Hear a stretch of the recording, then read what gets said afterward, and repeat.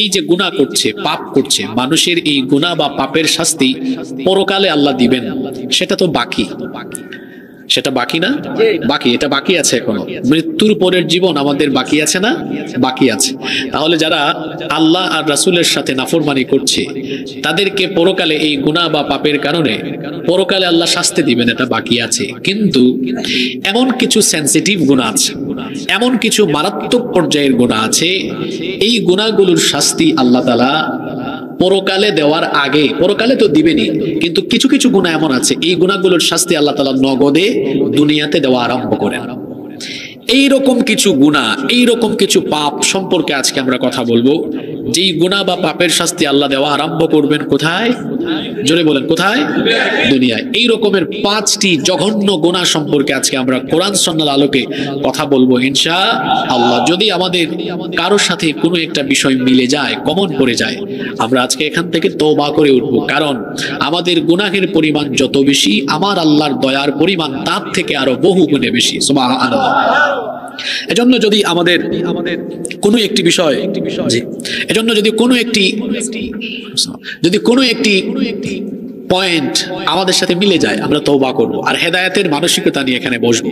জোরে বলি ইনশাআল্লাহ। তাহলে আজকে আমরা যে টপিক নিয়ে কথা বলা শুরু করছি সেটা হলো যে 5টি পাপের শাস্তি নগদ, বাকি না, নগদ একদম দুনিয়ায় আল্লাহ দিবেন। এরকম কয়টা পাপ নিয়ে কথা বলবো? শুরু হয়ে গেছে। আমার কিন্তু ওয়াজে আলোচনায় কোনো ভূমিকা টুমিকা নাই, কারণ এমনি সময় চলে যায়। অহেতুক কথা বলে তো সময় নষ্ট করার মতো কোনো সময় আমারও নাই, আপনাদেরও নাই। এজন্য আমরা শুরু করে দিলাম। নাম্বার 1, 1 নাম্বার, যে পাপের শাস্তি আল্লাহ দুনিয়াতে দিয়ে আপনাকে মারবেন, এই রকমের একটা গুনাহ হলো জুলুম। জুলুমের শাস্তি আল্লাহ দুনিয়াতে দিবেন। জুলুমের শাস্তি দুনিয়াতে দিবেন কে? আল্লাহ। পরকালে তো আছে, কিন্তু দুনিয়াতেই জুলুমের শাস্তি না দিয়ে আল্লাহ কোনো জালিমকে দুনিয়া থেকে বিদায় করেন না। জুলুম হলো এমন এক জঘন্য, এমন এক মারাত্মক গুনাহ, যেই গুনাহের শাস্তি রব্বুল আলামিন জালিমকে দুনিয়াতেই দেন। কার উপরে কে কতটুকু জুলুম করছে কেউ তার খবর ভালো করে না জানলেও জালিমদের জুলুমের খবর যার কাছে আছে, জোরে বলেন তিনি কে? রব্বুল আলামিন কোরআনুল কারীমের 14 নম্বর সূরা, সূরা ইব্রাহিমের 42 নম্বর আয়াতে বলছেন, ওয়ালা তাহসাবান্নাল্লাহু গাফিলান আম্মা ইয়ামালুল যালিমুন ইন্নামা ইউআখিরুহুম লিয়াউমিন তাশখাসু ফীহিল আবসার। আল্লাহ তাআলা বলছেন, জালিমরা যেন এটা ধারণা না করে, জালিমরা যেন এটা মনে না করে যে তাদের জুলুম সম্পর্কে আল্লাহ তাআলা গাফেল, জুলুম সম্পর্কে আল্লাহ বেখবর, এটা যেন তারা ধারণা না করে, বরং প্রত্যেক জালিম কতটুকু জুলুম করছে তাদের জুলুমের খবর যিনি রাখেন, গলার আওয়াজ বড় করে বলেন তিনি কে? জালেমদের জুলুমের ব্যাপারে আল্লাহ জানেন, কিন্তু আল্লাহর একটা সুন্নত হলো, আল্লাহর একটা নিয়ম হলো, তিনি কাউকে জুলুম করার পরে সাথে সাথে শাস্তি দেন না। আল্লাহ যদি পাপের কারণে, জুলুমের কারণে মানুষকে সাথে সাথে শাস্তি দিতেন, এই দুনিয়াতে বেঁচে থাকা মানুষের জন্য কি সম্ভব হতো নাকি? কথা কি বুঝেন? তো বুঝলে একটু জবাব দিন। আল্লাহ যদি মানুষকে তার পাপের কারণে সাথে সাথে শাস্তি দিতেন, বলেন আপনারা একদিন বেঁচে থাকতে পারতেন? একদিন তো বহু লম্বা সময়, 1 ঘন্টা, 1 সেকেন্ড, 1 মিনিট বেঁচে থাকাও সম্ভব। আমার আল্লাহর দয়ার পরিমাণ অনেক বেশি, এজন্য মানুষের জুলুম বা গুনাহের শাস্তি আল্লাহ সাথে সাথে দেন না। আল্লাহ একটু সময় দেন, আল্লাহ সুযোগ দেন, অবকাশ দেন। আল্লাহ তাআলা সময় সুযোগ দিলেও, ছাড় দিলেও কোন জালিমকে আল্লাহ কখনো ছেড়ে দেন না। এই জন্য বুখারী এবং মুসলিম শরীফে হাদিস বর্ণিত হয়েছে। এই হাদিসের বর্ণনাকারী সাহাবী হচ্ছেন আবু মুসা আল আশআরী রাদিয়াল্লাহু আনহু। তিনি বলছেন, রাসূল কারীম, আমরা মহব্বতে বলি সাল্লাল্লাহু আলাইহি ওয়াসাল্লাম বলেছেন, ইন্নাল্লাহা লা ইউমলি লিয-যালিম, নিশ্চয়ই আল্লাহ তাআলা জালিমকে অবকাশ দেন, সময় দেন, সুযোগ দেন। আল্লাহ তাআলা জালিমকে কিছু সময় পর্যন্ত ছেড়ে দেন, ছাড় দেন, কিন্তু আল্লাহ তাআলা ছাড়েন, আল্লাহ তাআলা তাদেরকে ছেড়ে দেন না। ছাড় দেন কিন্তু ছেড়ে দেন না। ফাইদা আখাযাহু লাম ইউফলিতহু, অতঃপর যখন তিনি ধরেন, আল্লাহ ধরেন না, কিন্তু যখন আল্লাহ ধরেন তখন তখন আর ছাড়েন না। এজন্য সূরা বুরুজে আল্লাহ তাআলা বলেছেন, ইন্না বাতশা রাব্বিকা লাশাদীদ, নিশ্চয়ই তোমার রবের ধরা, নিশ্চয়ই তোমার রবের পাকড়াও বড় কঠিন। তিনি যখন ধরেন বড় কঠিন করে ধরেন, আর তিনি যখন কোন জালেমকে শাস্তি দেওয়ার জন্য ধরেন, এমন আযাব আর গজব দেন পৃথিবীর জন্য সেটাকে আল্লাহ দৃষ্টান্ত বানিয়ে রাখেন। এজন্য রব্বুল আলামিন কোরআনুল কারীমের 22 নম্বর সূরা সূরাতুল হজের 45 নম্বর আয়াতে বলছেন, ফাকাআইয়িম মিন ক্বরয়াতিন আহলাকনাহা ওয়া হিয়া যালিমাতুন ফাহিয়া খাওয়াতুন আলা উরুশিহা ওয়া বিইরিম মুআত্তালাতিন ওয়া কসরিম মাশীদ। আল্লাহ তাআলা বলছেন, অতঃপর এমন বহু জনপদ আছে, এমন বহু এলাকা আছে যেই জনপদের অধিবাসীরা ছিল জালিম। তাদের জুলুমের কারণে আল্লাহ তাআলা যখন তাদেরকে পাকড়াও করেছেন, যখন তাদেরকে শাস্তি দিয়েছেন, তখন তাদের বাড়িঘরের ছাদ সহ বিধ্বস্ত করে দিয়েছেন। ওয়া বিইরিম মুআত্তালা, এবং সেই সকল জালিম সম্প্রদায়ের এলাকাগুলোর কুয়াকে আল্লাহ পরিত্যক্ত বানিয়ে দিয়েছেন। ওয়া কসরিম মাশীদ, এবং মানুষের উপর জুলুম করে করে যে জালেমরা সুউচ্চ সুরম্য অট্টালিকা বানিয়েছে, আল্লাহ যখন জালেমগুলোকে ধরেছেন, তাদের সুরম্য সুউচ্চ অট্টালিকাকে মাটির সাথে মিশায়া দেওয়ার ব্যবস্থা আল্লাহ করেছেন। আল্লাহু আকবার।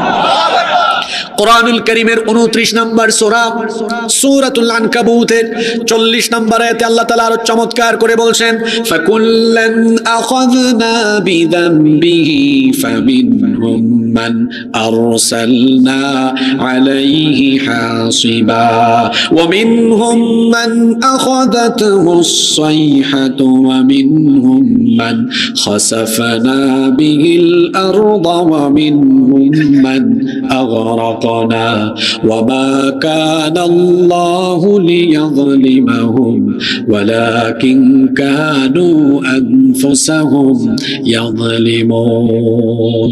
الله تعالى বলছেন, অতএব প্রত্যেককে আমি তাদের জুলুমের জন্য ধরেছি, পাকড়াও করেছি। সূরা আনকাবুতের এই 40 নম্বর আয়াতে আল্লাহ তাআলা পৃথিবীর 4টি জালেম সম্প্রদায়ের উপরে আসা আল্লাহর আযাব আর গজবের বিবরণ দিয়েছেন। আল্লাহ বলছেন, সকল জালিমকে আমি তাদের জুলুমের কারণে শাস্তি দিয়েছি। খেয়াল করে শুনেন বুড়িচঙের মানুষ, পৃথিবীর সৃষ্টি লগ্ন থেকে আজ পর্যন্ত কোন জালিমকে আল্লাহ জুলুমের পাওনা না বুঝায়া, জুলুমের শাস্তি না দিয়ে দুনিয়া থেকে আল্লাহ বিদায় করেন নাই। অবশ্যই জালেমদেরকে জুলুমের জন্য আযাব গজব শাস্তিতে ফেলা যার দায়িত্ব, জুড়ে বলেন তিনি কে? সে আল্লাহ বলছেন। এই আয়াতে আল্লাহ 4টি জালেম সম্প্রদায়ের উপরে আসা আল্লাহর গজবের বিবরণ দিয়েছেন। আল্লাহ বলছেন, ফাকুল্লান আখাযনা বিযামবি, অবশ্যই আমি প্রত্যেককে তাদের পাপের কারণে, জুলুমের কারণে ধরেছি, পাকড়াও করেছি। ফামিনহুম মান আরসালনা আলাইহি হাসিবা, অতঃপর তাদের মধ্য থেকে কাউকে কাউকে তাদের জুলুমের কারণে আসমান থেকে পাথর কুচির বৃষ্টি পাঠিয়ে তাদেরকে আমি ধ্বংস করে দিয়েছি। 2 নাম্বার, ওয়া মিনহুম মান আখাযাতহুস সাইহা, তাদের মধ্যে কাউকে কাউকে তাদের জুলুমের কারণে আসমান থেকে বজ্রনীনাদের মাধ্যমে তাদেরকে সমূলে ধ্বংস করে দিয়েছি। 3 নাম্বার হলো ওয়া মিনহুম মান খাসাফনা বিহিল আরদ, তাদের মধ্যে কাউকে কাউকে তাদের জুলুমের কারণে জমিন উল্টায়া বংশ শুদ্ধা মাটির তলায় দশায়া দিয়েছি। 4 নাম্বার, ওয়া মিনহুম মান আগরাকনা, তাদের মধ্যে কাউকে কাউকে তাদের জুলুমের কারণে পানিতে ডুবায়া 14 গোষ্ঠী সহ শেষ করে দিয়েছি।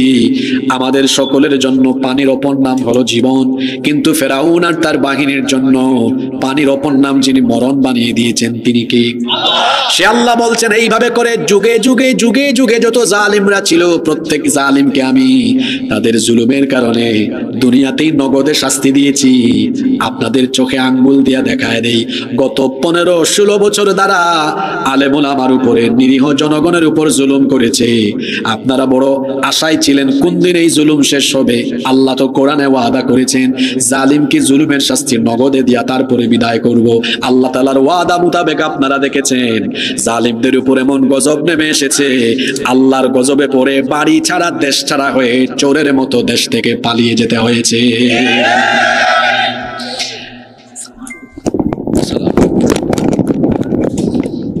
মজলুমের চোখের পানি জালেমের জন্য অভিশাপ হয়ে ফিরে আসে। এজন্য আল্লাহর নবী বলেছেন, ইত্তাকু দাওয়াতাল মাজলুম, মজলুমের বদদুয়া থেকে নিজেকে বাঁচাও, মজলুমের বদদুয়া থেকে নিজেকে হেফাজত করো। আল্লাহর নবী বলেছেন, ওয়া ইন কানা কাফিরান, যদি কোনো মজলুম সেই ব্যক্তি যদি কাফের হয়, খেয়াল করে শুনেন, মজলুম ব্যক্তি যদি কাফের হয়, আমার দিকে তাকান, ওয়া ইন কানা কাফিরান, যদি কোনো মজলুম কাফের হয়, জোরে বলেন তো কি হয়? হাদিসটা ভালো করে খেয়াল করেন, ওয়া ইন কানা কাফিরান, আর যদি কোনো মুসলিম কাফের হয়, শুনে রাখো বান্দা, ফাইন্নাহু লাইসা দুনাহা হিজাব, মজলুম আর আল্লাহর মাঝখানে কোনো পর্দা থাকে না। যদি কোনো জালিম সে যদি মুসলমান হয় আর মজলুম যদি কাফের হয়, আল্লাহ মুসলমান জালিমের পক্ষে থাকবেন না, আল্লাহ তাআলা তখন মজলুম কাফেরের পক্ষে থাকবেন। বিষয়টা মুসলিম আর অমুসলিমের মধ্যে নয়, বিষয়টা হলো জালিম আর মজলুমের মধ্যে। আল্লাহ জালিমের বিরুদ্ধে, মজলুমের পক্ষে। জোরে বলেন, যদি কোনো কাফির যদি জালিম হয়, তাহলে আল্লাহ তাআলা সেই কাফির জালিমের কাফির মজলুমের পক্ষে, সেই কাফির মজলুমের। এজন্য খবরদার কারো উপর জুলুম করবেন না, কারণ মজলুমের চোখের পানি জালেমের জন্য অভিশাপ হয়ে ফিরে আসে। এই যে আমার দেশে জালিমদের উপরে এমন গজব এসেছে, এমনি এমনি আসে নাই। আরে কত নিরপরাধ মানুষকে অন্ধকার প্রকোষ্ঠে জেলখানায় নিয়ে রাখা হয়েছে, আয়না ঘরে, গুম ঘরে, টর্চার সেলে কত নিরীহ মানুষকে নিয়ে নির্যাতন করা হয়েছে দিনের পর দিন, রাতের পর রাত। সেই মজলুমদের চক্ষু থেকে পানি ঝরেছে, মজলুমদের চোখের সেই পানি আল্লাহর দরবারে পৌঁছেছে। সেই চোখের পানি আল্লাহর তরফ থেকে মজলুমের সেই চোখের পানি জালিমের জন্য অভিশাপ হয়ে যখন বর্ষিত হয়েছে, তখন জালিমের গোষ্ঠী জামাতের সাথে দেশ ছেড়ে চলে যেতে বাধ্য হয়েছে। আপনাদেরকে একটা বিষয় আমি দৃষ্টি আকর্ষণ করে রাখি, পৃথিবীর ইতিহাসে এইরকম পলায়ন পৃথিবীর কোন দেশে হয় নাই। পলায়ন হইতে হইতে বাইতুল মুকাররমের খতিব পর্যন্ত পালিয়ে গিয়েছে। একেবারে মফস্বল গ্রাম থেকে নিয়ে শুরু করে ঢাকা পর্যন্ত বড় বড় পোস্টে থাকা সবগুলা ব্যক্তি পালাইছে, আপনার বুড়িচং থেকেও পালাইছে। পৃথিবীর ইতিহাসে এইরকম বিপ্লব আর হয় নাই, এইরকম পতন, এইরকম গজব এমনি এমনি আসে নাই। এই জালিমের দল 56,000 বর্গমাইলকে কারবালায় পরিণত করেছে বলে মজলুমের চোখের পানি অভিশাপ হয়ে তাদের উপর এসেছে। জুলুমের শাস্তি বাকি না নগদ? জোরে বলেন, বাকি না নগদ? জুলুমের শাস্তি নগদ। এজন্য খবরদার, কারো উপর জুলুম করা যাবে না, এটা এমন এক গুনাহ। আজকে আলোচনার বিষয় মনে আছে তো? কি মনে আছে? যে 5টি পাপের শাস্তি বাকি না নগদ? ওয়াজও নগদ। ওয়াজও কি নগদই ভালো, কি বলেন আপনারা? যে 5টি পাপের শাস্তি নগদ, বাকি না, এটা দুনিয়াতেই হবে। খবরদার কারো উপর জুলুম করবেন না। আপনি মানুষকে ঘর বাড়ি ছাড়া করবেন, আপনি ঘর বাড়ি ছাড়া হয়ে যাবেন। ইতিহাস এমন, আপনি যা করবেন তা আপনাকে ফিরায় দিবে। আপনি মানুষকে বাড়িতে ঘুমাতে দেন নাই, ইতিহাস এমন ভাবে ফিরে আসবে আপনিও বাড়িতে থাকতে পারবেন না। জুলুম করা যাবে না। এই জুলুম সমাজের রন্ধ্রে রন্ধ্রে এখন আছে না নাই? আপনারা কি আমার কথা শুনতেছেন? এবার আপনাদেরকে নিয়ে কিছু কথা বলি। জুলুম আজ কিভাবে হচ্ছে দেখেন। সেদিন ফেনীতে এক মাহফিলে গেলাম, এক প্রবাসী ভাই আমার কাছে একটা চিরকুট পাঠিয়েছে। আমাদের প্রবাসী ভাইরা তো অনেক কষ্ট করেন দেশের জন্য। আপনারা তো দেশ থেকে শুধু ফোন করে বলবেন মাস শেষে 20,000 30,000 টাকা পাঠাও, কিন্তু আমার ভাই সেখানে কত কষ্ট করে, দিন রাত পরিশ্রম করে, অন টাইম ডিউটি, আবার ডিউটি থেকে ফিরে এসে আবার নিজে রান্না করে খায়, টাইম মতো ঘুমাতে হয়, কত কষ্টের জীবন। এক প্রবাসী ভাই লিখলেন, হুজুর আমাদের 3 ভাই, তা আমার আব্বা আম্মার অবস্থা এমন, যে বেশি ইনকাম করে তাকে একটু বেশি দেখতে পারে, যে একটু কম ইনকাম করে তারা একটু কম দেখে। আপনি বলেন তো পিতামাতা হিসাবে এটা সন্তানের উপরে ইনসাফ না জুলুম? জোরে বলেন, ইনসাফ না জুলুম? তাহলে বোঝা গেল মা বাবাও সন্তানের উপর জুলুম করে জালিম হতে পারে, জুলুম করা যাবে না। আবার পিতা মাতাও সন্তানে, আবার সন্তানও পিতা মাতাকে কষ্ট দিয়ে পিতা মাতার উপরে জুলুম করতে পারে। বড় ভাই ছোট ভাই বোনদের জায়গা জমি মেরে খেয়ে সেও তার ভাই বোনদের উপর জুলুম করতে পারে। পিতা মাতা ছেলেকে সম্পদ দিয়ে মেয়েকে সম্পদ না দিয়ে মেয়েকেও সম্পদ থেকে বঞ্চিত করে মেয়ের উপর জুলুম করতে পারে। স্বামী স্ত্রীর হক নষ্ট করে স্ত্রীর উপর জুলুম করতে পারে। স্ত্রী তার স্বামীর হক নষ্ট করে স্বামীর উপর জুলুম করতে পারে, আপনি আপনার প্রতিবেশীর হক নষ্ট করে প্রতিবেশীর উপরও জুলুম করার সুযোগ আছে। আপনি বল খাটায়া, শরীরের শক্তি বা বংশের শক্তি খাটায়া, কিংবা আপনি ক্ষমতা বা আধিপত্যের কারণে আরেকজনের জায়গা জমি দখল করে আপনি তার উপর জুলুম করে বসলেন, এমন ডাকাত আমার সমাজে আছে না নাই? জনগণের দায়িত্ব পেলে তারপরে আপনি জনগণের উপর জুলুম করা আরম্ভ করলেন, রক্ত চোষা আরম্ভ করলেন। মনে রাখবেন, সমাজের প্রত্যেকটি স্তরে যে কোনো পর্যায়ে যে ব্যক্তি জুলুম করবে, জালিমকে তার জুলুমের শাস্তি দুনিয়াতে নগদ যিনি দিবেন তিনি কে? এজন্য আল্লাহ তাআলা বলেছেন, ইয়া ইবাদি, হে আমার গোলামেরা, হে আমার বান্দারা, ইন্নী হারামতু যুলমা আলা নাফসি, নিশ্চয়ই আমি আমার নিজের উপরে জুলুম হারাম করে দিয়েছি, ওয়া জাআলতুহু বাইনাকুম মুহাররামান ফালা তাযালামু, আমি তোমাদের উপরে জুলুম হারাম করে দিচ্ছি, খবরদার কারো উপর জুলুম করো না। আল্লাহর নবী বলেছেন, উনসুর আখাকা যালিমান আও মাজলুমা। খুব খেয়াল করে হাদিসটা শুনেন। আল্লাহর নবী বলেছেন, উনসুর আখাকা যালিমান আও মাজলুমা, তোমার ভাই জালিম হলেও তাকে সাহায্য করো, মজলুম হলেও তাকে সাহায্য করো। শুনতেছেন কথাটা কি? নবীজি বললেন, জালিম তোমার ভাই, তাকে সাহায্য করো, তোমার ভাই মজলুম হলেও তাকে সাহায্য করো। সাহাবীরা বললেন, নবী গো, আমাদের কোনো মজলুম ভাইকে আমরা সাহায্য করব সেটা না হয় ভালো কথা, কিন্তু আমাদের কোনো ভাই জালিম হলে জালিমকে আবার সাহায্য করব কেমনে? জালিমকে তো সাহায্য করা যায় না। আল্লাহর নবী বললেন, জালিমকে সাহায্য করার অর্থ হলো জালিমের জুলুমের হাতকে ভেঙে চুরে গুড়িয়ে দাও, জালিম যেন জুলুম না করতে পারে সেই ব্যবস্থা করে দাও। এটাই হচ্ছে জালিমকে সাহায্য করা। তার মানে হলো জালিমকে দয়া দেখানো যাবে না, জালিমের জুলুমের হাতকে ভেঙে চুরে চুরমার করে দিতে হবে। জালিমের প্রতি যে দয়া দেখায় সেও জালিম, জালিমের প্রতি যে দয়া দেখায় সে কি? জালিম। জালিম জুলুম করার পরে জালিমের প্রতি দয়া দেখালে পরিস্থিতি ভালো হয় না, পরিস্থিতি আরো খারাপ হতে পারে। কিছুদিন আগে সিরিয়ায় বিপ্লব হয়েছে, জানেন আপনারা? একটা পরিবার পালায়া গেল, তার নাম কি? বাশার আল আসাদ। আসাদ পরিবার মুক্ত হয়েছে সিরিয়া। বাংলাদেশের যে কায়দায় পালায়া গেছে ওই কায়দায় সে পালিয়ে গিয়েছে, কিন্তু পার্থক্য আছে। ওরা সেখানে বিপ্লব করে আগের সব সংবিধান ডাস্টবিনে ফেলে দিয়েছে, সব আইন বাতিল করে দিয়েছে, যারা জুলুমে লিপ্ত ছিল সাথে সাথে ফাঁসি দিয়েছে।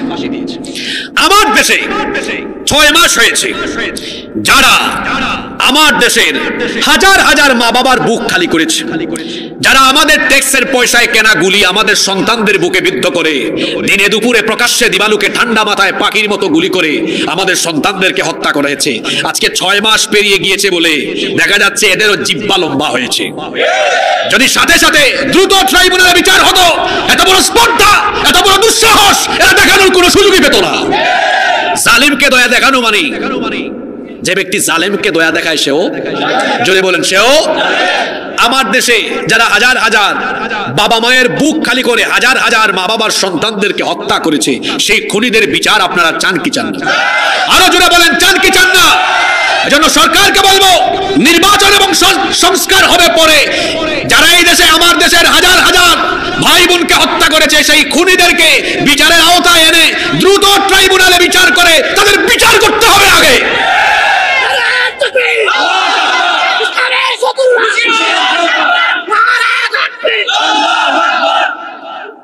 সম্মানিত বুড়িচংবাসী, জুলুম করা যাবে না, জুলুমের শাস্তি বাকি না নগদ। সবাই বলেন বাকি না নগদ। গেল 1, মনোযোগ আছে আপনাদের? 2,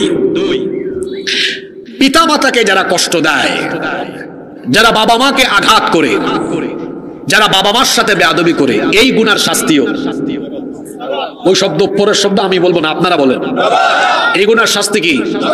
সবাই বলেন। পরকালে যেটা বাকি আছে ওইটা হলো বিনা হিসাবে জাহান্নাম। কথাটা কি বললাম?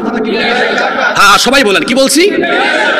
বিনা হিসাবে জাহান্নাম মানে কি? এর সাথে আল্লাহর কোনো হিসাবও, আল্লাহর দিকে কিয়ামতের দিন তাকাবেন না। আল্লাহ না তাকায় ফেরেশতাকে বলবেন, এটারে ধর, এটারে বিনা হিসাবে জাহান্নামে নিক্ষেপ কর। নাউযুবিল্লাহ মিন।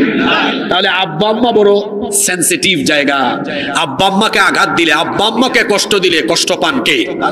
আব্বা আম্মাকে খুশি করলে খুশি হন কে?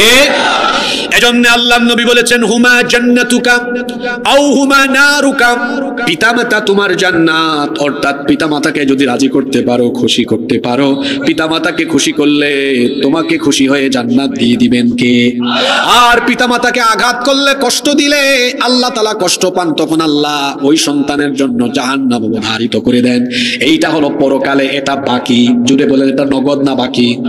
কিন্তু নগদের শাস্তিটা কি হবে শুনেন। হাদিস মুস্তাদরাকে হাকিমের ভেতরে হাদিস বর্ণিত হয়েছে।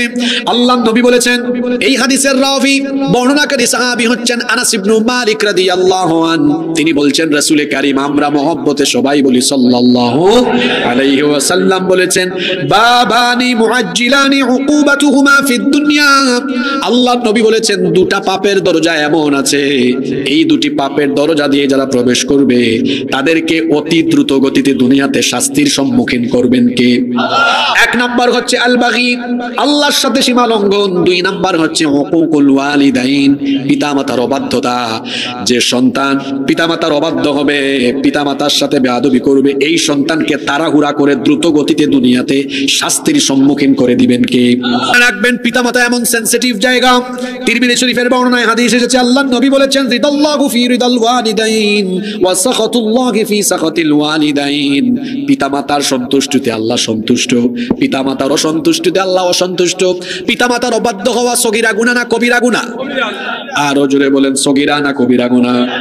আল্লাহর নবী সাহাবীদেরকে বললেন, আলা উহাদ্দিসুকুম বিআকবারিল কাবাইর, আমি কি তোমাদেরকে বড় বড় কবিরা গুনাহ সম্পর্কে সচেতন করব না? সাহাবীরা তখন বললেন, বালা ইয়া রাসূলুল্লাহ, আমরা বলি সাল্লাল্লাহু আলাইহি ওয়াসাল্লাম, অবশ্যই আপনি আমাদেরকে সতর্ক করেন। আল্লাহর নবী তখন বললেন, সবচাইতে বড় কবিরা গুনাহ হলো আকবারুল কাবাইরি আশরিকু বিল্লাহ, সবচাইতে বড় কবিরা গুনাহ হলো আল্লাহর সাথে শিরক করা। আর আল্লাহর সাথে শিরকের পরে সবচাইতে বড় জঘন্য কবিরা গুনাহ হলো হুকুকুল ওয়ালিদাইন, পিতামাতার অবাধ্য হওয়া। পিতামাতার অবাধ্যতা হারাম, পিতামাতার অবাধ্য সন্তান কবিরা গুনাহে লিপ্ত। আর যে সন্তান তার পিতামাতার সাথে বেয়াদবি করবে, এই সন্তানকে দুনিয়াতে আযাব, গজব, অশান্তি, বালা মুসিবত, বিপদ আপদ দিয়ে তার গোটা জীবনটাকে যিনি অশান্তিতে ভরপুর করে দিবেন, গলার আওয়াজ বড় করে সবাই বলেন, তিনি কি? সুখ শান্তি দেওয়ার মালিক কে? আবার জীবনটাকে অশান্তিতে ফেলতে পারেন কে? আল্লাহর নবী কি বলছেন শুনেন, মান সাররাহু আইয়ুবসাতা লাহু ফি রিজকিহি আও ইউনসা লাহু ফি আথারিহি ফালইয়াসিল রাহিমা ওয়া আ'যামুর রাহিমি আল ওয়ালিদান আকরাবুর রাহিমি আল ওয়ালিদান। বুখারী এবং মুসলিম শরীফের হাদিস। আল্লাহর নবী বলেছেন, যে ব্যক্তি তার রিজিকের মধ্যে, যে ব্যক্তি তার হায়াতের মধ্যে বরকত চায়, তার উচিত হলো তার পিতামাতার খেদমত করা। পিতামাতার খেদমত করলে রিজিকে এবং হায়াতে গোটা জীবনকে যিনি বরকত দিয়ে ভরে দিবেন, তিনি কে? একবার তিন ভাই পারিবারিক বৈঠকে, ঘরোয়া বৈঠকে বসেছে। কয় ভাই? আপনারা শুনতেছেন? তিন ভাই। বড় ভাই ছোট দুই ভাইকে বলতেছে, দেখো মেজো ভাই, ছোট ভাই, আমরা আমাদের আব্বা আম্মাকে চলো ভাগ করে খাওয়াই। আমি 10 দিন, তুমি 10 দিন, মেজো ভাই তুমি 10 দিন, ছোট ভাই তুমি আরো 10 দিন। 3 10 হইল কত? 30। মেজো ভাই বলতেছে বড় ভাইকে, বড় ভাই আমি আপনার সাথে একমত নই, চলেন আমরা 10 দিন 10 দিন 10 দিন করে ভাগাভাগি না করে, আপনি 1 মাস, আমি 1 মাস, ছোট ভাই 1 মাস, এরকম ভাগাভাগি করি। দুই ভাইয়ের এই কথাবার্তা শুনে ছোট ভাই বলতেছে বড় দুই ভাইকে, বড় ভাই, মেজো ভাই শোনেন, আমি খুশি হয়ে আপনাদেরকে একটা দাবি আপনাদের কাছে পেশ করি। তো বড় দুই ভাই বলতেছে, করো। ছোট ভাই বলতেছে, আব্বা আম্মাকে ভাগাভাগি করার দরকার নাই, আব্বা আম্মা দুজনকে সারা জীবনের জন্য আমার কাছে দিয়ে দেন, এটা আপনার কাছে দাবি করলাম। তো বড় দুই ভাই বলতেছে, দেখো তুমি আমাদের ছোট, তুমি ছোট ভাই হয়ে দাবি করছো, আমরা বড় ভাইরা তোমার দাবি কি ফালাইতে পারি? যাও তোমার দাবি পূরণ করলাম। এটা কায়দা করে জবাব দিছে আর কি। দেখছে ছোট ভাইয়ের উপর দায়িত্ব দিয়ে দিলে আমরা তো বাঁচলাম, আব্বা আম্মাকে দেখাশোনা করা লাগবে না, চিকিৎসাও করানো লাগবে না, খরচাপাতি কমে যাবে। এই তিন ভাইয়ের কথাবার্তা শুনছে এক চাচা, এক আঙ্কেল। শুনতেছেন তো আপনারা? আচ্ছা, ওই আঙ্কেল গিয়ে, ওই চাচা গিয়ে ছোট ছেলেকে বলতেছেন, ভাতিজা তুমি তো ব্যাককল। তো ছোট ছেলে বলতেছে, চাচা আঙ্কেল আপনি আমাকে ব্যাককল বললেন কেন? কয় তোমাকে ব্যাককল বলবো না, তোমরা তিন ভাই যদি ভাগাভাগি করে দায়িত্ব নিতা, তিনজনের খরচ হইতো, তুমি যে একা দায়িত্ব নিলা, এখন তোমার দুই ভাই তো বেঁচে গেল, সেই ভালো, তাদের টাকা পয়সা খরচ কম হবে, আর তোমার উপর দায়িত্ব বেশি আসলো, তোমার তো খরচ বেশি হবে, এজন্য তোমাকে ব্যাককল বললাম, কেন ভাগাভাগি করে দায়িত্ব নিলা না? এই ছেলে বলতেছে, চাচা আপনি তো আমার বাপের বয়সী মানুষ, আপনি রাগ করেন না, আপনিও ব্যাককল, আমার দুই ভাই তারাও ব্যাককল। আপনি অঙ্কে কাঁচা, হিসাব নিকাশে কাঁচা, আমার দুই ভাইও কাঁচা। আমি ওদের মতো নির্বোধ নই, বোকাশোকা নই, আমি বুঝে শুনেই সিদ্ধান্ত নিয়েছি। আমার আব্বা আম্মার দায়িত্ব আমি এজন্য নিয়েছি, আমি যখন ছোট ছিলাম আমার আব্বা আম্মা আমাকে ভাগ করে নাই। আমার বাবা মা আমাকে স্নেহ মমতা ভালোবাসা দিয়ে প্রতিপালন করেছে, এত স্যাক্রিফাইস, এত ত্যাগ। আমার বাবা মাথার ঘাম পায়ে ফেলে পয়সা উপার্জন করে আমাকে খাইয়েছে, লালন পালন করিয়েছে, ঢাকায় পাঠায় আমাকে পড়াশোনা করেছে। আর আমার মা 10 মাস কলিজা ছেঁড়া বেদনা সহ্য করে আমাকে গর্ভধারণ করেছে। তারপরে আমার মা রাতের পর রাত জেগে থেকেছে আমার জন্য। আমি অসুস্থ হলে আমার সেবা করেছে। আমার এই মা মাংসের গুস্তের মাছের সবচেয়ে ভালো টুকরাটা আমাকে খাওয়াইছে। আমি ঢাকায় থাকি, আমার বাবা যাওয়ার সময় মেসের 5-6 হাজার টাকা দেয়, একদম হিসাব করে দেয় যত টাকা লাগবে তত টাকা। কিন্তু মা আমার চেহারার দিকে তাকায়া বুঝে যে একটু 200-400-1000 টাকা বাড়তি দিলে নাস্তা খাইতে পারবে। এজন্য আমি বাড়ি আসার আগেই আমার মা হাঁস মুরগের ডিম বিক্রি করে, লাউ কদু বিক্রি করে কিছু কিছু টাকা জমায় রাখে। আমি যাওয়ার দিন তার আঁচল থেকে বের করে ওই টাকাটা আমার হাতে দিয়েছে। এরকম কষ্ট করে করে আমার বাবা মা আমাকে লালন পালন করেছে। আমি কি আজ আমার বাবা মাকে ভাগ করবো নাকি? চাচা শোনেন, আমি আমার বাবা মা দুইজনকে এজন্য আমার দায়িত্বে নিলাম। আমি যদি তাদেরকে খাওয়াই, চিকিৎসা করাই, খেদমত করি, তারা যদি আমার উপর সন্তুষ্ট হন, আমার আল্লাহ আমার উপর সন্তুষ্ট হবেন। আর আল্লাহ যদি সন্তুষ্ট হন, আল্লাহর দেওয়া সম্পদ যে আমি আমার আব্বা আম্মার জন্য খরচ করি এটা আর কমবে না, কারণ দুনিয়ার সম্পদ আল্লাহ আমার পায়ের তলায় ফেলায় দিবেন। খালি সুবহানাল্লাহ পড়ে গেলে এখান থেকে চলবে না, কথা বুঝতে হবে। তাহলে আব্বা আম্মাকে ভাগাভাগি করা এটা কি ব্যাককলের কাজ না বুদ্ধিমানের কাজ? আর পিতামাতার খেদমত করা, পিতামাতাকে সন্তুষ্ট করা, তারা অসুস্থ হলে চিকিৎসা করানো, তাদের সেবা করা, এটা কি বুদ্ধিমানের কাজ না ব্যাককলের কাজ? আপনারা কি ব্যাককল হবেন না বুদ্ধিমান হবেন?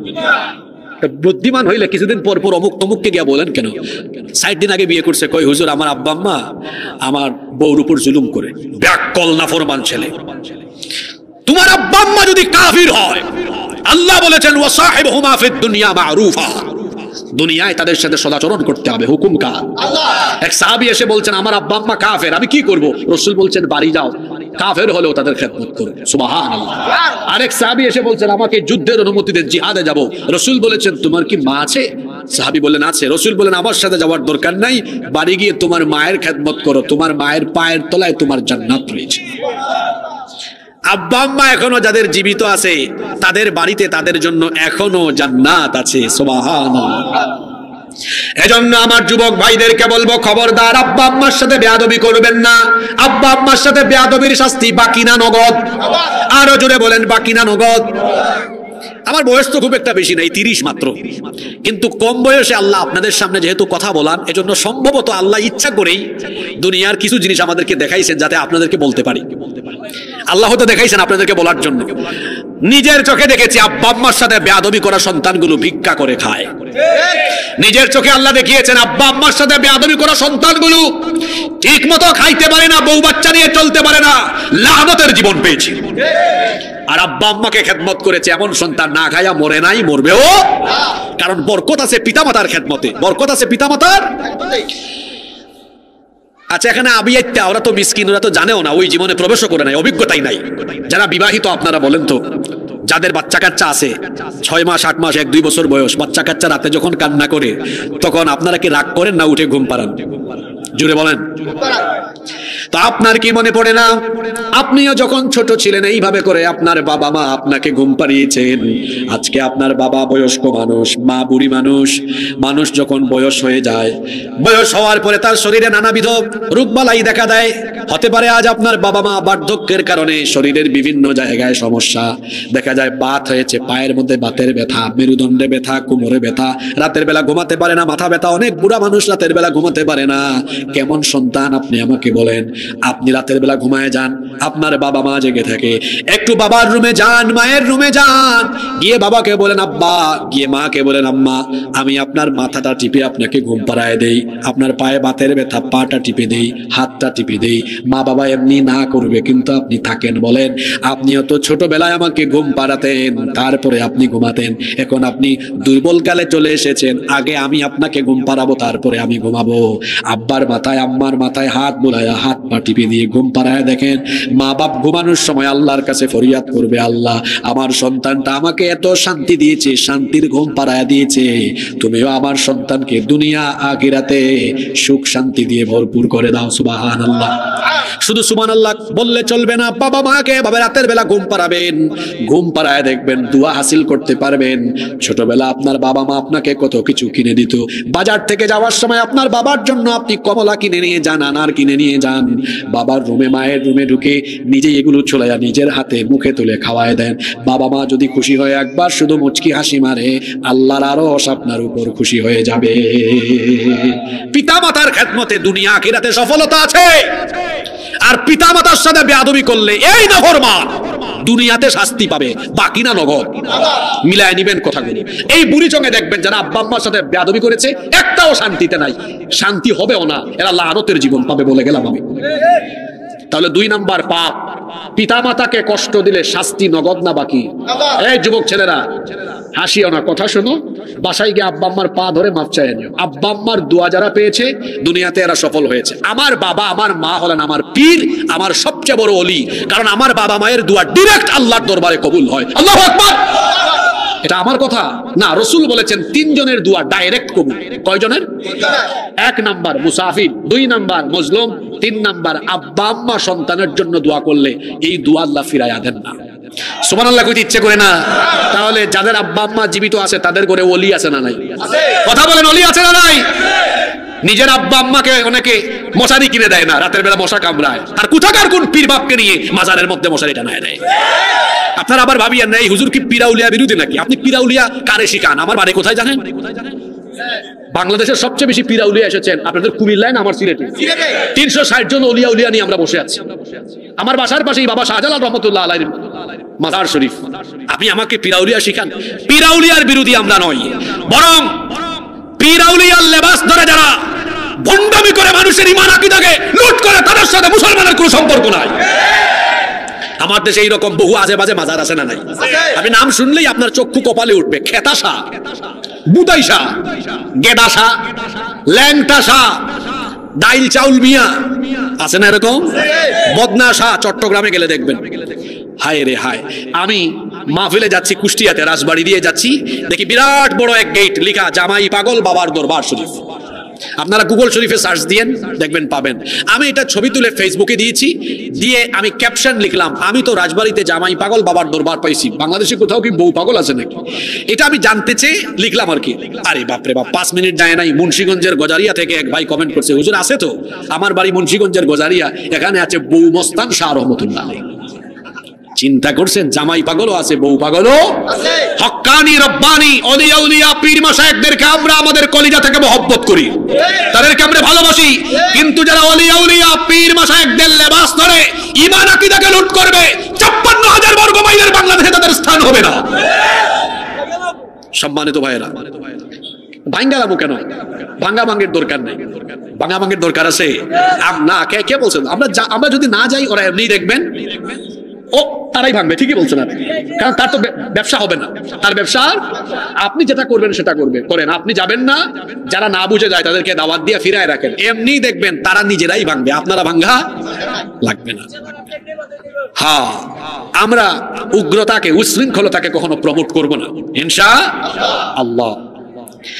সম্মানিত উপস্থিতি, কষ্ট হচ্ছে নাকি আপনাদের? তাহলে কয়টা গেল? 2টা, 3। আচ্ছা দেখি তো আগের 2টা মনে আছে কিনা। আজকে আলোচনার টপিক কি? যে সকল পাপের শাস্তি বাকি না নগদ। 1 নাম্বার কি বলেছি? সবাই বলেন। 2 নাম্বার মা বাবাকে কি দেওয়া? কষ্ট দেওয়া। আমরা কি আব্বা আম্মাকে কষ্ট দিব? আব্বা আম্মার সেবা করব, আর হাত তুললেই আমরা আমাদের আব্বা আম্মার জন্য দোয়া করব। আল্লাহ দোয়াটা শিখিয়েছেন, আমার সাথে সবাই বলেন, রব্বিরহামহুমা কামা রব্বায়ানি সগীরা। একজন চুপ থাকবেন না, সবাই বলেন রব্বিরহামহুমা কামা রব্বায়ানি সগীরা। কি সুন্দর দোয়া! হ্যাঁ রব, আমাদের আব্বা আম্মা যেভাবে আমাদেরকে স্নেহের কুলে লালন পালন করেছেন, ঠিক তেমনি আমাদের আব্বা আম্মাকেও তুমি তোমার রহমতের কুলে প্রতিপালন করো। বলেন আমিন। 3, যে পাপের শাস্তি দুনিয়াতে নগদ নগদ নগদ, সেটা হলো কোন মুসলমানের মান সম্মান নষ্ট করলে দুনিয়াতে আপনাকে যিনি বেইজ্জত বানায়া ছাড়বেন তিনি কে? মুসলিম শরীফের হাদিস, মুসলিম শরীফের হাদিস, ইবনে ওমর রাদিয়াল্লাহু আনহুমা হাদিসের বর্ণনাকারী সাহাবী, তিনি বলছেন সাইদা রাসূলুল্লাহ, আমরা সবাই বলি সাল্লাল্লাহু আলাইহি ওয়াসাল্লাম আল মিম্বার। রাসূল করিম সাল্লাল্লাহু আলাইহি ওয়াসাল্লাম একদিন মিম্বরে আরোহণ করলেন, ফানাদা বিসাউতির রাফি', তারপরে গলার আওয়াজকে বড় করে আল্লাহর নবী বক্তৃতা করলেন। নবীজি বললেন, ইয়া মা'শারা মান ক্বাদ আসলামা বিলিসানিহি, হে ওই সকল লোকেরা যারা মুখ দিয়ে ঈমানের ঘোষণা দিয়েছো, ওয়ালাম ইউফদিল ঈমানু ইলা কলবি, এখনো যাদের কলবে হৃদয়ের মধ্যে ঈমান বদ্ধমিল হয়নি, তাদেরকে বলছি শোনো, লা তু'দুল মুসলিমিন, মুসলমানদেরকে কষ্ট দিও না, ওয়ালা তুআইরুহুম, কোন মুসলমানকে লজ্জা শরম দিও না, ওয়ালা তাত্তাবিউ আওরাতিহিম, কোন মুসলমানের গোপন বিষয় তালাশ করো না, ছিদ্রান্বেষণ করো না। আমাদের সমাজে এমন বহু মানুষ আছে দেখবেন, শুধু হাটে আর মানুষের গোপন গোপন বিষয় তালাশ করে মানুষের দোষ ত্রুটি খুঁজে বেড়ায় আর বলে বেড়ায়, এমন মানুষ আছে না নাই?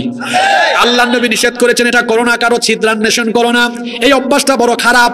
আল্লাহর নবী বলেছেন এটা যারা করবে, ফাইন্নাহু মান তাত্তাবা আওরাতা আখিহিল মুসলিমি তাত্তাবা আল্লাহু আওরাতাহু ওয়া মান তাত্তাবা আল্লাহু আওরাতাহু ইয়াফদাহু ওয়ালাউ ফি জাওফি রাহলি। আল্লাহর নবী বলেছেন, যে ব্যক্তি তার মুসলমান ভাইয়ের দোষ ত্রুটি অনুসন্ধানে লিপ্ত হয়ে যাবে, আল্লাহ ওই ব্যক্তির দোষ ত্রুটিকে মানুষের সামনে ফাঁস করে দিবেন। আর আল্লাহ যখন কোন ব্যক্তির দোষ ত্রুটি মানুষের সামনে প্রকাশ করে দিবেন, ওই লোক যদি উটের হাওদের ভেতরে গিয়ে লুকায়, তাকে বেইজ্জত করে ছাড়বেন কে? আরো জোরে বলেন কে? আপনাদের মনোযোগ আছে? আজকে কিন্তু বিষয়টা বড় দারুণ, আসমানের নিচে আর জমিনের উপর যা ঘটে এগুলোই বলা হচ্ছে, মনোযোগ থাকতে হবে। মনোযোগ আছে? আল্লাহর নবী কি বলছেন, যে ব্যক্তি কোন মুসলমানের মান সম্মান নষ্ট করবে, ওই ব্যক্তিকে দুনিয়াতে বেইজ্জত করার দায়িত্ব যিনি নিজে দিবেন, জোরে বলেন তিনি কে? আল্লাহ যদি কাউকে বেইজ্জত করার দায়িত্ব নেন, ওই ব্যক্তির কি আর সম্মান থাকবে নাকি? এই জন্য আপনারা বাংলাদেশে দেখেন, যারা আলেম উলামাদেরকে বেইজ্জত করতে চেয়েছিল, বাংলাদেশে আজ তাদের কোনো ইজ্জত নাই। জোরে বলেন আছে? ইজ্জত নাই। আমার দেশে ভাতের হোটেলের এক মালিক ছিল না, জানেন নাকি আপনারা? ওই যুবকরা একটু মজা করে তারে হাউন আঙ্কেল ডাকে। আচ্ছা, এই বেটা করেছে কি? আমার দিকে তাকান, খেয়াল করেন। ওই যে কওমি অঙ্গলের একজন ছোট হুজুর আছেন না, নাম কি?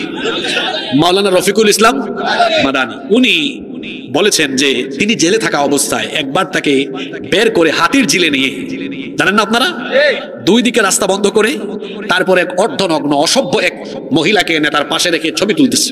তিনি বললেন, আমি একজন আলেম মানুষ, আপনারা এই কাজটা কেন করছেন? তারা বলতেছে, এটা হারুন স্যারের নির্দেশ। কোন স্যারের? হারুন স্যার। আচ্ছা, কি রিমান্ডে আমরা যা বলবো স্বীকার করতে হবে, যদি স্বীকার না করেন তাহলে এই যে ছবি তুললাম এটা ফাঁস করে দিব। এটা একজন মানুষকে ব্ল্যাকমেইল করা। মাওলানা রফিকুল ইসলাম মাদানী বলছেন, আমি সেদিন চোখের পানি ছাড়লাম আর আল্লাহকে বললাম, আল্লাহ তুমি সাক্ষী থাকো, মজলুমের চোখের পানি জালিমের জন্য অভিশাপ। জোরে বলেন কি?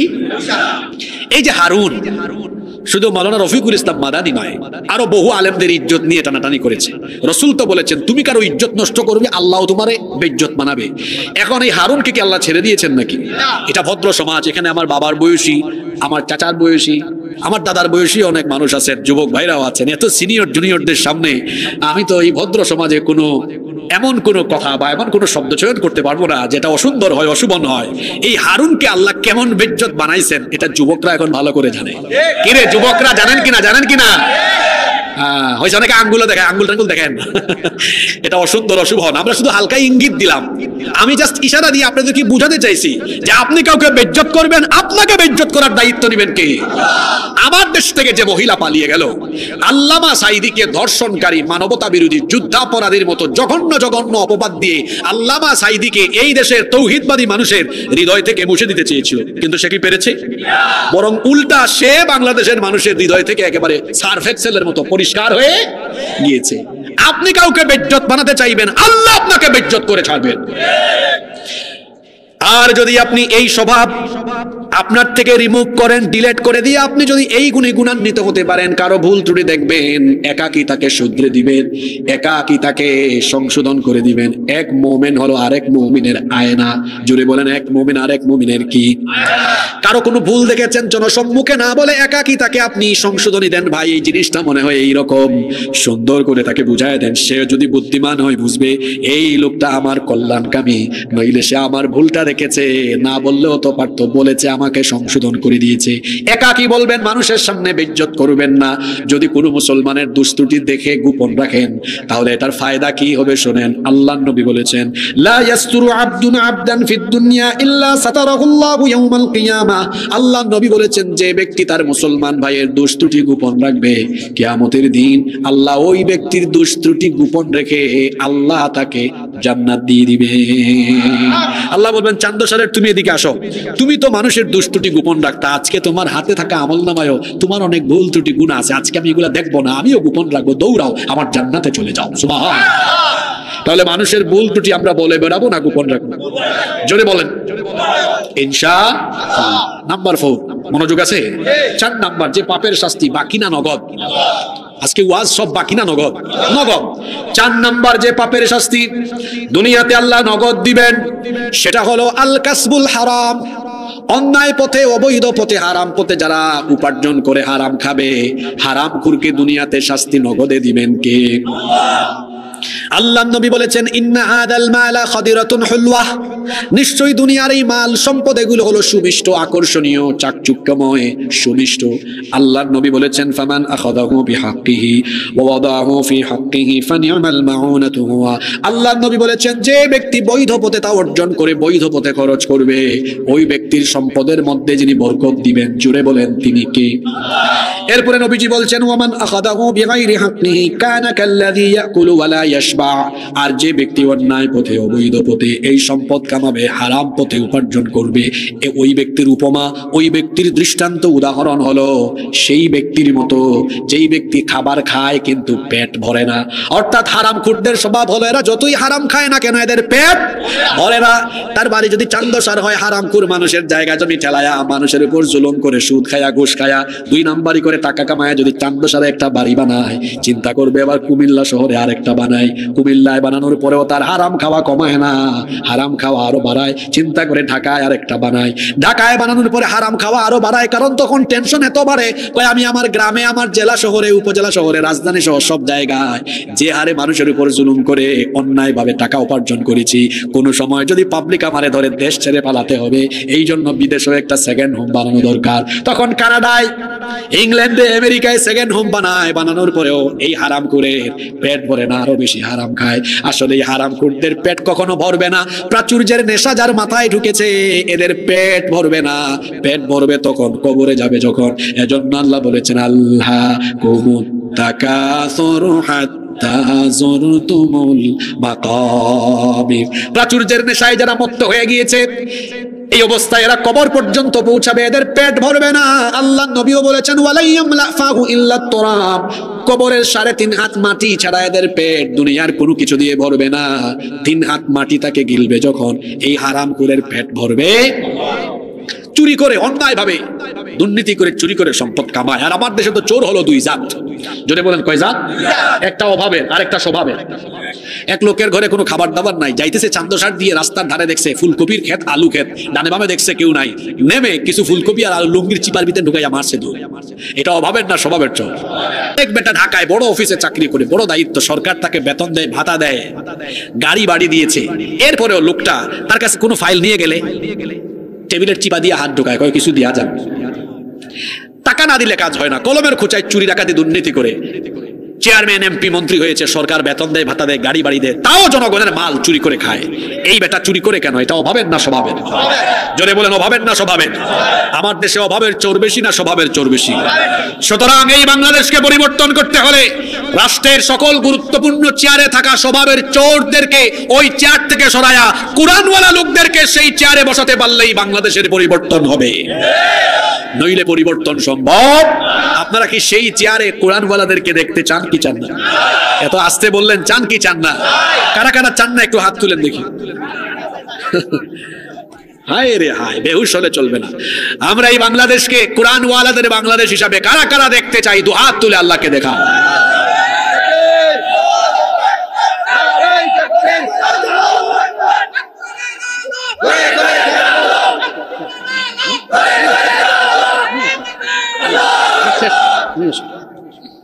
কষ্ট হচ্ছে আপনাদের?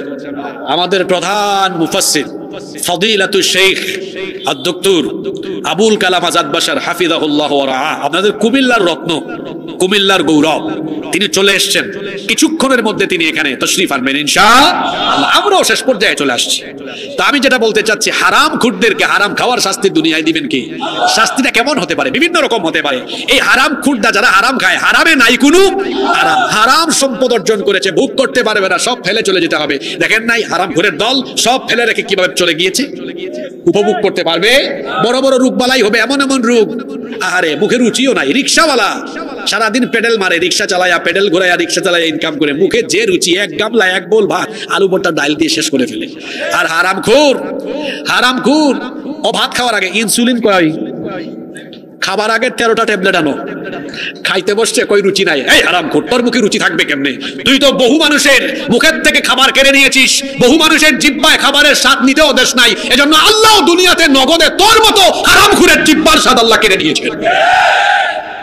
হারামখোররা দুনিয়ায় শাস্তি পাবে, অশান্তির জীবন পাবে, হারামে নাই কোনো। 5 দেখি আগের 4টা মনে আছে কিনা, যে পাপের শাস্তি নগদ। 1 নাম্বার, জোরে বলেন।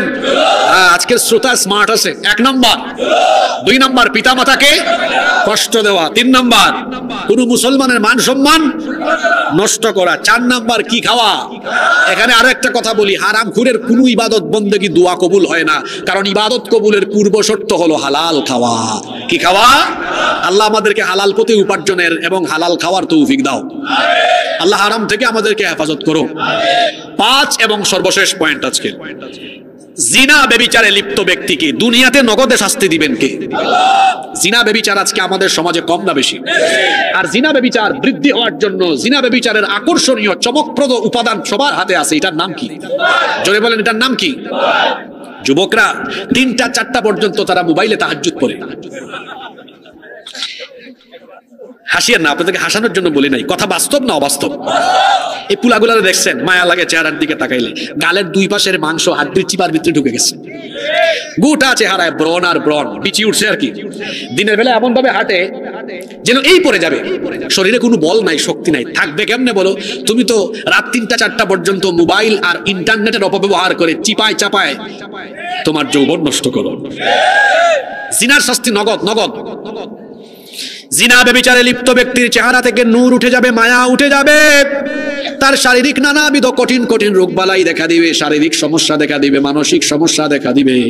জিনা ব্যভিচার থেকে মুক্ত থাকলে ওই ব্যক্তির উপরে রহমত বরকত নাজিল করবেন কে? আল্লাহর নবীর একটা হাদিস আপনারা শুনেন, মনোযোগ আছে সবার? আল্লাহর নবী বলেছেন, ইদা জানার রাজুলু খরাজা মিনহুল ঈমান, যখন কোন ব্যক্তি জিনা ব্যভিচারে লিপ্ত হয় তার অন্তর থেকে ঈমান বের হয়ে যায়।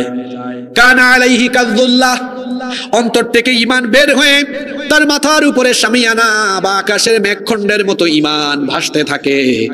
আল্লাহর নবী বলেছেন, ফাইদান কাতা রাজা ইলাইহিল ঈমান, অতঃপর যখন এই ব্যক্তি তওবা করে জিনা ব্যভিচার থেকে ফিরে আসে, দয়া করে তার ঈমানকে আবার ভেতরে ঢুকায়া দেন কে? এই হাদিস আপনাকে আমাকে কি বার্তা দিল? যে ব্যক্তি জিনা ব্যভিচারে লিপ্ত হবে, জিনা ব্যভিচারে লিপ্ত থাকা ব্যক্তির অন্তরের মধ্যে ঈমান থাকে না, ঈমান বের হয়ে যায়। এখন আপনারা সবাই মহব্বতে আওয়াজ দিয়ে বলেন তো, জিনা ব্যভিচারে লিপ্ত থাকলে যদি ঈমান অন্তর থেকে বের হয়ে যায়, যার অন্তরে ঈমান থাকে না সেটা ঈমানদার না বেঈমান? আরো জোরে বলেন, ঈমানদার না বেঈমান? এখন আমার যুবক ভাইদের দৃষ্টি আকর্ষণ করছি, যুবক ভাইরা খেয়াল করে শোনেন।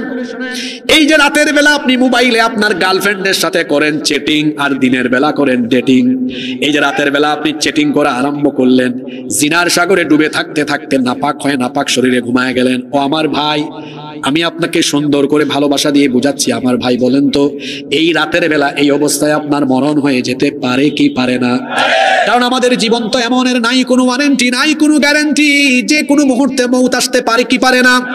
তো এই যে জিনার সাগরে ডুবে থেকে যদি আপনার মরণ হয়, একটু আগে যে হাদিস বললাম, জিনা ব্যভিচারে লিপ্ত ব্যক্তির অন্তর থেকে ঈমান বের হয়ে যায়, তাহলে যার অন্তরে ঈমান নাই তার পরিচয় সে হলো, আরো জুড়ে বলেন, এই অবস্থায় মরণ হতে পারে। যদি আপনার এই অবস্থায় মরণ হয়, তাহলে মরার পরে হাসর হবে বেঈমানের সাথে না রাসূলের সাথে? আল্লাহর নবী বলেছেন, ইউবাথু কুল্লু আবদিন আলা মা মাতা আলাইহি, যে ব্যক্তি যে অবস্থায় মারা যাবে সেই অবস্থায় কিয়ামতের মাঠে উঠবে। বেঈমান হয়ে মরলে কিয়ামতের দিন বেঈমান হয়ে বেঈমানের সাথে হাসর হবে। আমার কলিজার টুকরা তরুণ যুবক ছাত্র ভাইরা, বলেন তো আমার আপনার হাসর আমরা রাসূলের সাথে চাই না বেঈমানের সাথে চাই? আওয়াজ তো হইল না। আমার আপনার হাসর আমরা বেঈমানের সাথে না রাসূলের সাথে চাই? তো রাসূলের সাথে যদি হাসর চাই, তাহলে জিনা ব্যভিচারে লিপ্ত থাকবো না জিনা ব্যভিচার থেকে দূরে আসবো? জিনা ব্যভিচার থেকে যদি আমরা সরে আসতে পারি, আল্লাহর নবী আপনাদের ব্যাপারে কি বলেছেন আমার যুবক ভাইয়েরা শুনেন, ইয়া শাবাবাল ইসলাম, হে ইসলামের যুবকেরা, গাদ্দু আবসারুকুম ওয়াহফাদু ফুরুজাকুম, তোমরা তোমাদের চোখের হেফাজত করো, আল্লাহর লজ্জাস্থানের হেফাজত করো। চোখের হেফাজতের কথা কেন আগে বলা হয়েছে? কারণ আল্লামা ইমাম কুরতুবী রাহমাতুল্লাহি আলাইহি বলেছেন, চক্ষু হলো হৃদয়ের আয়না। জোরে বলেন, চক্ষু হলো হৃদয়ের আগে চক্ষু দেখার কাজ করে, তারপরে আপনার ব্রেইন বা হৃদয় সেটাকে ধারণ করে কল্পনা করে তারপরে অ্যাকশনে যান। সুতরাং আপনি যদি জেনার দরজায় চক্ষুকে নিয়ন্ত্রণ রাখতে পারেন, জিনা থেকে বাঁচায়া দিবেন কি? এজন্য সূরা নূর পড়বেন, সেখানেও আল্লাহ বলেছেন, নারী পুরুষ উভয়কে আল্লাহ একই রকম কথা বলেছেন, কুল্লিল মুমিনিনা ইয়াগুদ্দু মিন আবসারিহিম ওয়া ইয়াহফাযু ফুরুজাহুম। আবার নারীদেরকে আল্লাহ বলেছেন, ওয়া কুল্লিল মুমিনাতি ইয়াগুদ্দুনা মিন আবসারিহিন্না ওয়া ইয়াহফাযনা ফুরুজাহুন্না। আল্লাহর নবী বলেছেন, নবী মুমিন পুরুষদেরকে বলেন তারা যেন তাদের চক্ষুকে পরনারী থেকে নিম্নগামী করে রাখে। আবার মুমিনা নারীদেরকে বলেন তারাও যেন তাদের চক্ষুকে পরপুরুষ থেকে নিম্নগামী করে রাখে। নারী পুরুষ উভয়কে চোখের হেফাজতের হুকুম দিয়েছেন কে? আসতে বলবেন না, জোরে বলেন কে? চোখের হেফাজত যদি করতে পারেন, ও আমার যুবক ভাইয়েরা, জিনা ব্যভিচার থেকে নিজেকে সেভ করতে পারবেন। এই যে মোবাইল হাতে নিলেন, আজকাল মোবাইল হাতে নিয়ে যখন আপনি ইউটিউবে ভালো একটা ওয়াজ শুনবেন, তাফসীর শুনবেন, গজল শুনবেন, তিলাওয়াত শুনবেন, দেখবেন ভালো ভিডিওর নিচেও খারাপ ভিডিও আসার সম্ভাবনা আছে না নাই? আসা মাত্রই আপনি আপনার চক্ষুকে হেফাজত করে ফেলবেন। আল্লাহর নবী আলী রাদিয়াল্লাহু আনহুকে বললেন, লা তুতবি'ন নাযরাতান নাযরা, লা তুতবি'ন নাযরাতান নাযরা, দৃষ্টির পর আর দৃষ্টি দিও না, ফা ইন্না লাকাল উলা ওয়া লাইসাত লাহাল আখিরা, কারণ ভুলবশত যে দৃষ্টি প্রথমে যায় এটা তোমার, পরবর্তীতে যে দৃষ্টিটা যায় এটা তোমার নয়, এটা শয়তানের। জুড়ে বলেন, পরবর্তী দৃষ্টিটা কার? মোবাইল হাতে নিয়েছেন, ইউটিউবে ঢুকেছেন, শুনতেছেন ওয়াজ, নিচে দিয়ে চলে আসছে আজে বাজে ভিডিও, এই যে আপনি মনের অজান্তে তাকিয়েছেন, এতে কোনো গুনাহ হবে না। কিন্তু এরপরে যদি বলেন দেখি তো জিনিসটা কি, আবার তাকালেন, মনে রাখবেন পরবর্তী দৃষ্টিটা আপনার নয়, পরবর্তী দৃষ্টিটা কার? আরো জোরে বলেন কার? সাথে সাথে এটা মিনিমাইজ করে দিবেন, দেখবেন না, কারণ ইয়ালামু খাইনাতাল আয়ুনি ওয়া মা তুখফিস সুদূর, চোখের খেয়ানতের খবর দুনিয়ার কেউ না জানলেও জানেন কে? আল্লাহর ভয়ে আপনি তখন আপনার চক্ষুকে হেফাজত করে ফেলবেন। আল্লাহর রাসূল বলেছেন, যে যুবক তার চরিত্রকে হেফাজত করবে, আযমানু লাহুল জান্নাহ, কিয়ামতের দিন ওই যুবকের জন্য আল্লাহর নবী নিজেই জান্নাতের জিম্মাদার হয়ে যাবে।